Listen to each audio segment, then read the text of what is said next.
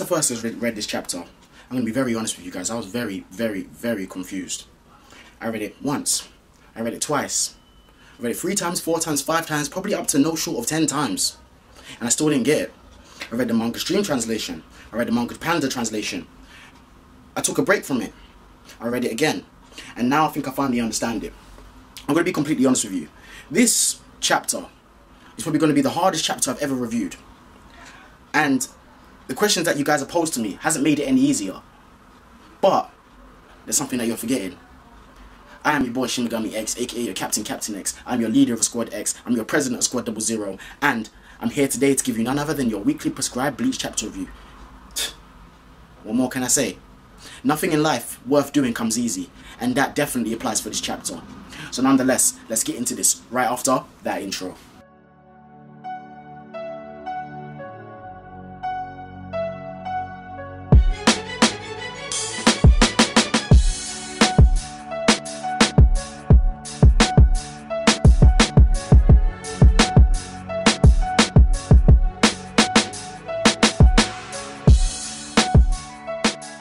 Alright guys, I'm going to be referring to my phone basically for the question time today, just simply because some of the questions that you guys have asked me are quite lengthy and quite detailed, and I'm not going to be able to memorize them off by heart.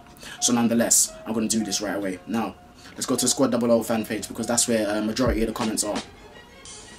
And I'm going to start off with the most lengthy question, and because this question probably covers... If I answer this question, it's going to answer a lot of your questions, if that makes sense. But, no, I'm going to do things a little differently, actually. I'm going to start with your question. Vice Captain Sero Tensho. I answered the question last week, but I'm going to do it this week, because this question is what a lot of people are wondering. I still don't quite understand Yhwach's powers yet. I don't know, maybe it's just me. No, it's not just you, brother. This chapter, it did a decent job of explaining it once you read the manga stream translation. If you read the manga panda translation, you're going to have a bit of a trouble. Now, the way I'm going to see things is this. The way I'm going to explain things is this. Yhwach's powers. Yhwach is described as the almighty, the all-knowing, and the all-seeing. He's the father figure of the Quincy's, and he's described as the Christ figure of the Quincy's, essentially a god. And remember that I've said that, because that's going to be very important later on. Now, let's dive into things. Yhwach's powers, the letter A, the Almighty, the way I see it, is better to think of it as the All-Seeing. And that's the best way to describe the Almighty, as the All-Seeing and the All-Knowing. Now, anything that Yhwach's weird eyes gaze upon, and he has seen the full capabilities of your power. For example, your Bankai. Your ability is now nullified in the presence of him, regardless of what your ability is. So, for example, the ability to be able to take away your powers, which is what, and basically rebrand you with powers, which is what Ichibe's powers is, in a nutshell, in its full capacity, is nullified because Yhwach opened his eyes and that was explained to him and he was seeing it. So it's not a case of hearing, it's a case of seeing. So once he gazes his eyes upon it, the power is basically dead. Think of Yhwach as a basilisk. The same basilisk that you see in Harry Potter, the Chamber of Secrets, that once its eyes make direct contact with you, or you make eye contact with it, you are dead. Just from gazing eyes upon it. Think of your powers as being like that. So, whenever his eyes gaze upon your abilities in his full capacity, your powers are now dead. Not dead as in the sense that they don't work, but dead against him. They'll be nullified and negated. That's the best way that I can understand his powers. Now, let's dive into another question. I'm going to go into quite a lengthy one. And this one comes from Manny Sayers. Do you think that if Yhwach dies somehow, his powers will be transferred to Uryu, since he is the next in line? I think the whole Uryu thing could possibly go one of two ways. One, Bark dies and Bark dies and Uryu gains the powers of the A. Two, Uryu betrays Bark. Bark kills / fatally wounds Uryu, and Ichigo goes berserk. Now, in all honesty, I think that the first part of your question is the most likely one. And the reason I say that is this. Yhwach is a very, very sinister character.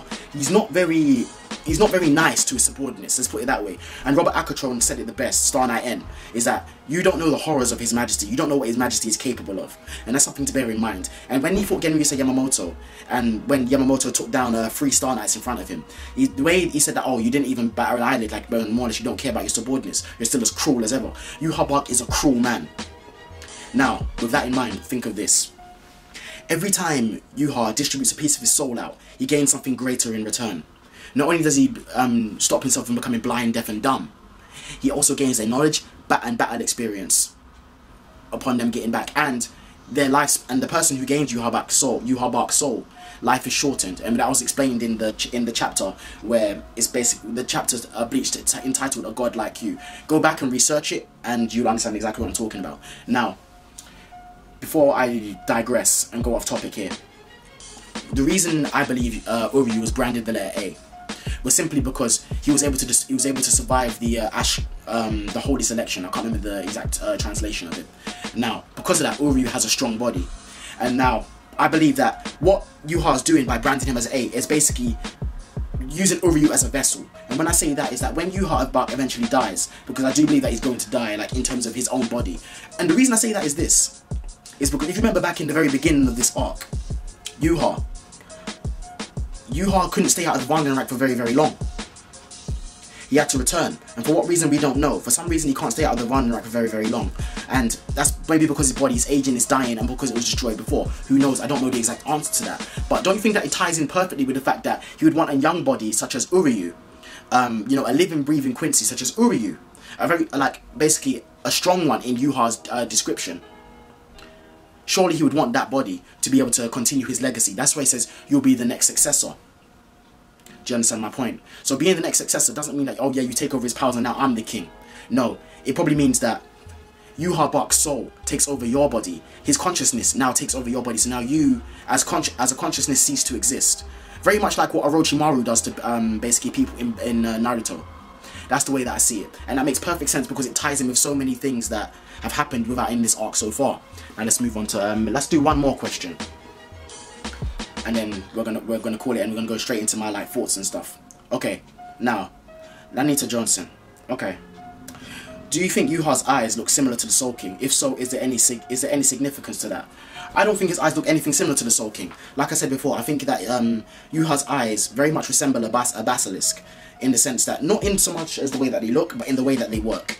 The Soul King and Yhwach seem to be two sides of the same coin, if that makes sense. Because you have the Quincy that are more or less the opposite of Shinigami, and then you have Yhwach, who's the king of the Quincy. But the way that Cooper has depicted him and described him throughout this entire arc, and ever since he was introduced, has been of a very godly and Christly figure.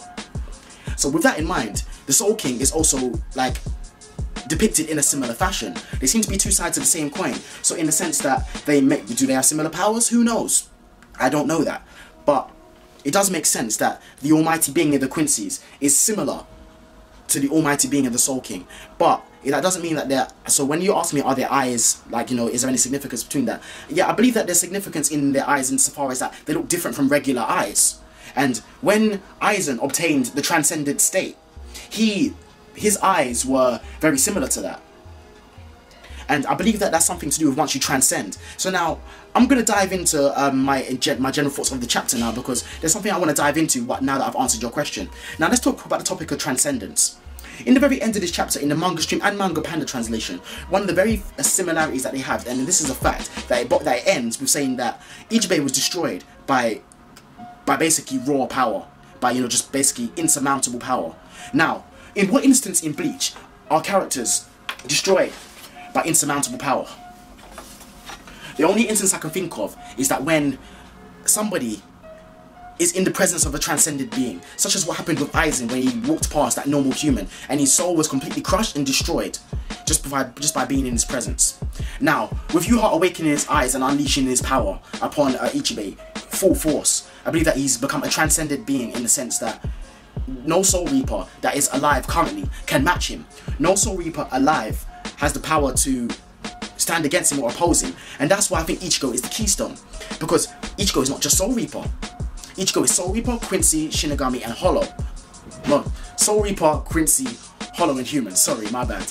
Now, with that in mind, you've got to think of it this way. A transcended being has always been something that's comprised up of more than one being, with the exception of Yhwach so far. But Yhwach, the way Yhwach seems to be depicted, as he's depicted as a god. He's not depicted as, oh yeah, you're just, you know, you're Quincy, like Uryu is, or like Hashfold is, or like Ryuken is. The Soul King isn't just depicted as a Soul Reaper, he's depicted as a god. There's a difference. Acknowledge that difference. Now, the difference of that being is that they're not just Soul Reaper and Quincy. They're like a Soul Reaper and a Quincy and a god. There's a difference. So therefore they're transcended beings. Ichigo is a transcended being. Why? Because he is comprised of all the different things, all the different beings in the universe, in the Bleach universe. Aizen became somewhat of a transcended being because he basically found a perfect bridge and harmony between Hollow and Shinigami. Two different beings fused into one, and that's something to bear in mind, and something that was stated months ago, but most people and most reviewers are gonna forget. But I, your Captain X, will tell you this because I'm that good. Sorry, Charles, I'm borrowing your reference because I am. Now, before I digress here, what do I think about this chapter overall? Overall, this was a very good chapter and a very solid chapter of Bleach. Somewhat confusing to an extent because I had to read it several times to understand it. And that's not even just me that had to read it several times. You had to read it several times, and several people had to read it several times, and they still don't understand it. Which is why you're posing me the question as what is Yhwach's powers? Because that's what this chapter was evidently about. Yhwach's powers, what can they do? What's the full capability of his powers? So, let's move on. Overall, this chapter was a good read. I'm not really a fan of the way Ichibei went out, and the reason for that is because Ichibei, he was so far has been shown to be the strongest Soul Reaper. So I wasn't a fan of that. What Ichibei tried to do at the end reminded me very much of Aizen's Kido that he tried to use against Ichigo, and he completely slapped it away. I believe it was Hado 96, Kuro Shitigi or something like that. But obviously a more amped up version of it, because we've seen that Ichibei can use like better versions of Kido. He's a Kido master, quite evidently. Now, something I'm going to touch on is this. With Yhwach's powers, it's very strange, is that whatever he gazes his eyes upon, basically, from he sees the full extent of that power, it becomes nullified in the face of him. And we know that Yamamoto Genryusai defeated him 1,000 years ago.